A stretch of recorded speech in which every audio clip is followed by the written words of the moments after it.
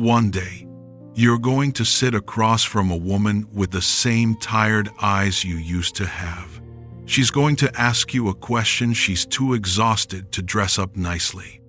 She's going to say something like, "Does he actually come through?" Or, "How did you keep going?" Or maybe she won't say anything at all.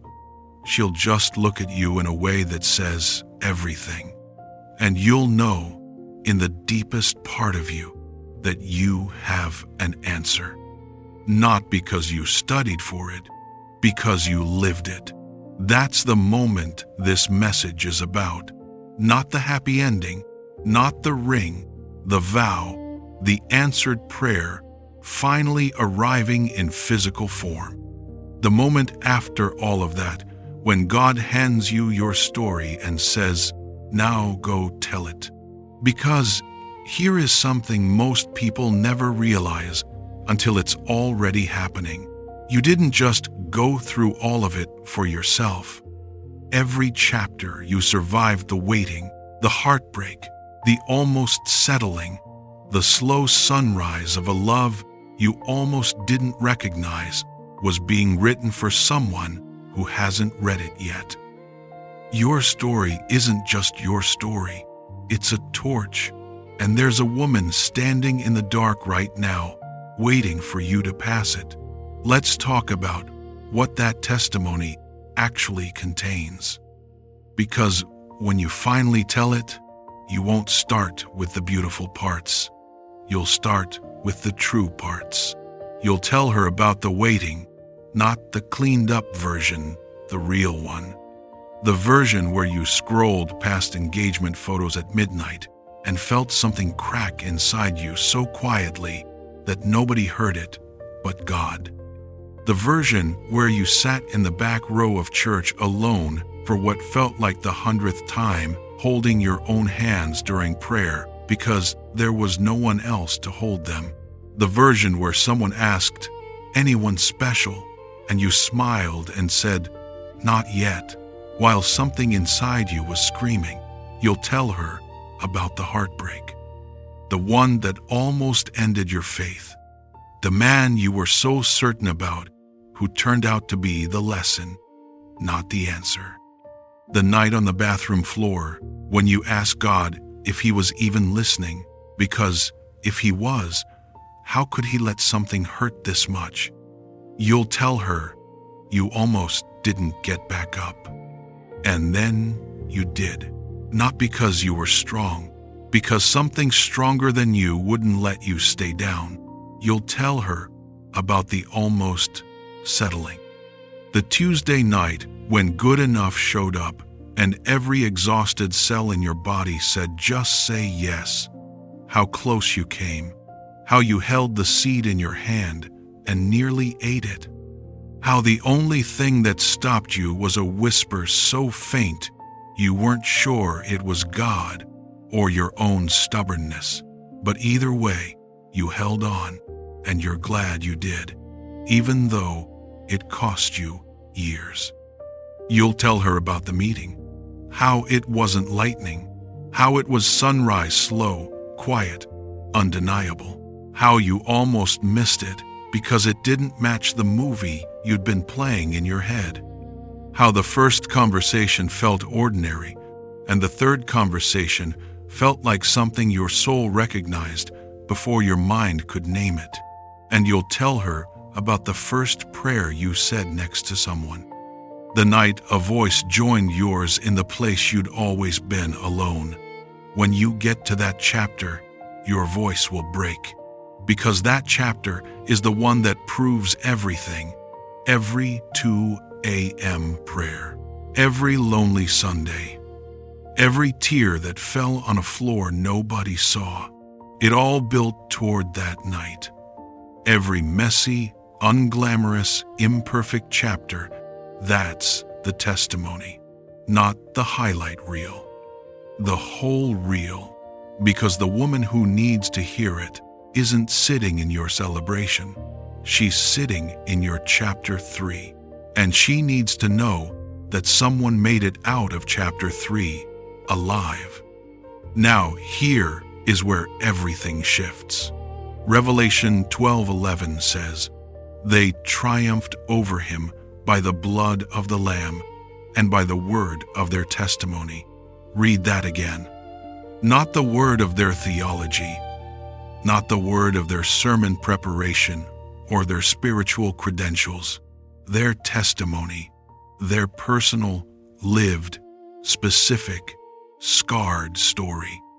Testimony is not a nice thing you share at a women's retreat when the music is soft and everyone is feeling generous.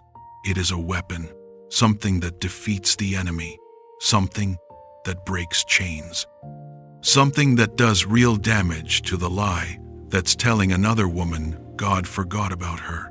When you tell your story, the real one, something happens that no argument can replicate.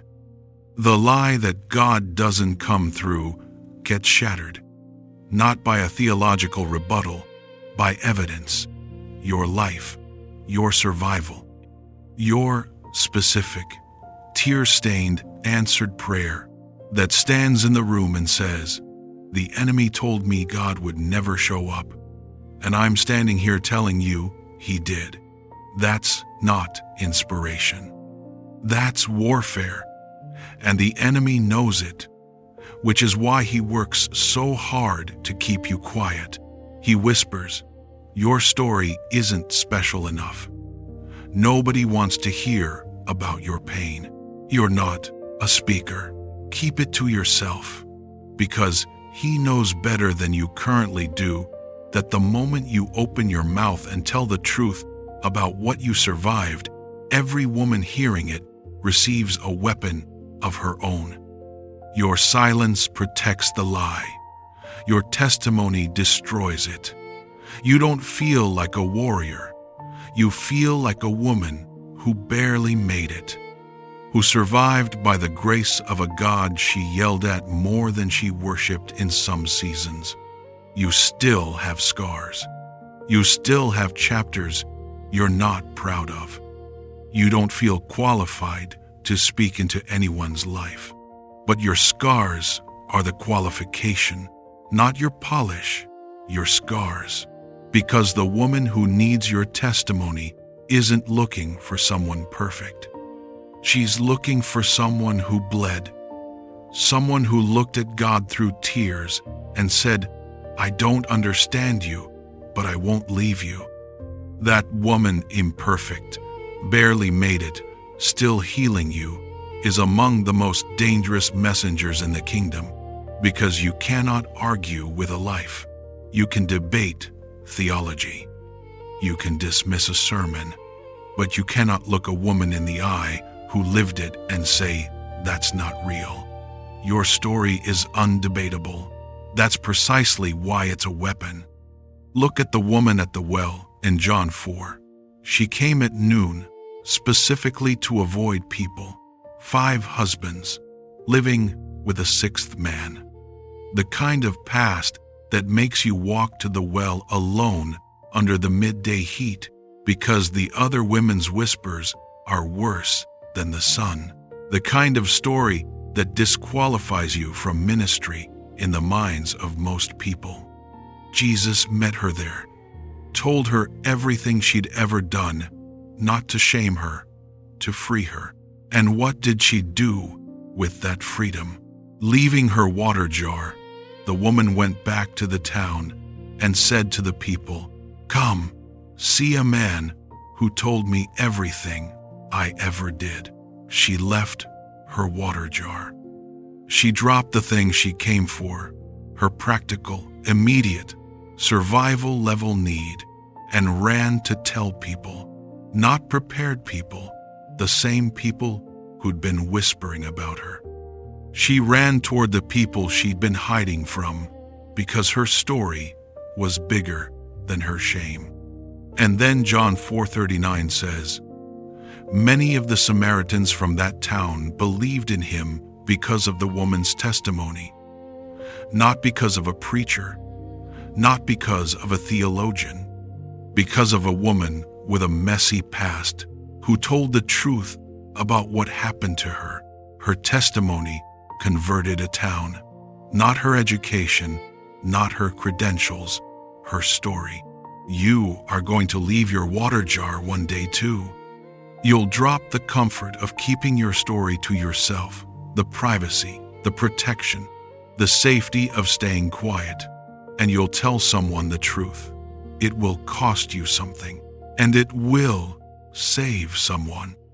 2 Corinthians 1:3-4 says God comforts us in all our troubles, so that we can comfort those in any trouble with the comfort we ourselves received from God. Read the mechanism. God comforts you so that you can comfort others. The peace you felt during the waiting wasn't just for you. The presence you found in the heartbreak wasn't just for you. The strength that showed up in the almost settling, the clarity that came in the first year, the answered prayer you're still processing, none of it was the final destination. It was supply. Being loaded into you for someone else's battle. You were comforted so you could comfort. You were held so you could hold. You were given a testimony so you could give it away.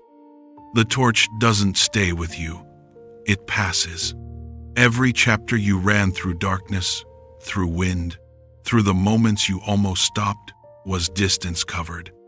And now someone behind you is standing in the dark, and your flame is the only light she can see. Right now, tonight, somewhere, a woman is pressing play on a video. Maybe it's titled, "Why God Kept You Single." Maybe it's something else entirely. She's lying in bed, probably been crying, scrolling at midnight because sleep won't come and the silence is too loud. She's asking the same question you asked, the exact one. Does he see me? Is anyone out there? Will this ever end? She's in chapter 1 of the story you already lived, and one day, maybe sooner than you think, your path will cross hers. Not on a stage, at a table, in a comment, in a moment so ordinary you won't recognize it as divine until afterward. And she'll say something, or you'll see something in her eyes, and you'll know that's her. The woman my story was written for. Psalm 107:2 says, "Let the redeemed of the Lord tell their story, not keep it, not protect it, not wait until it's perfectly polished. Tell it, because silence keeps the redeemed comfortable and the struggling hopeless. But when the redeemed speak, when they open their mouths and say, 'I was there, and God was faithful,' the darkness loses ground." Your story is not your private property. It is a torch, a weapon, a lifeline.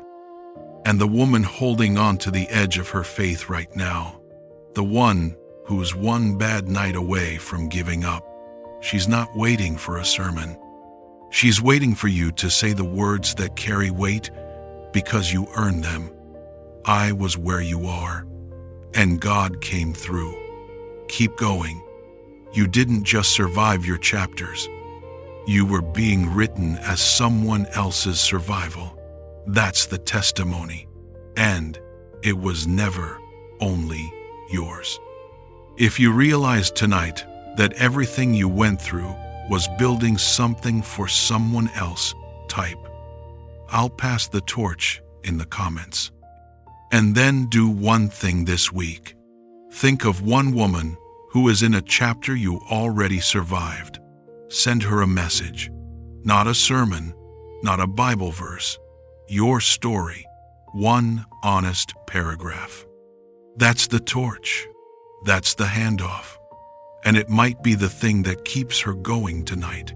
And if this message blessed you, remember to like, subscribe, and share so others can be strengthened by the Word of God.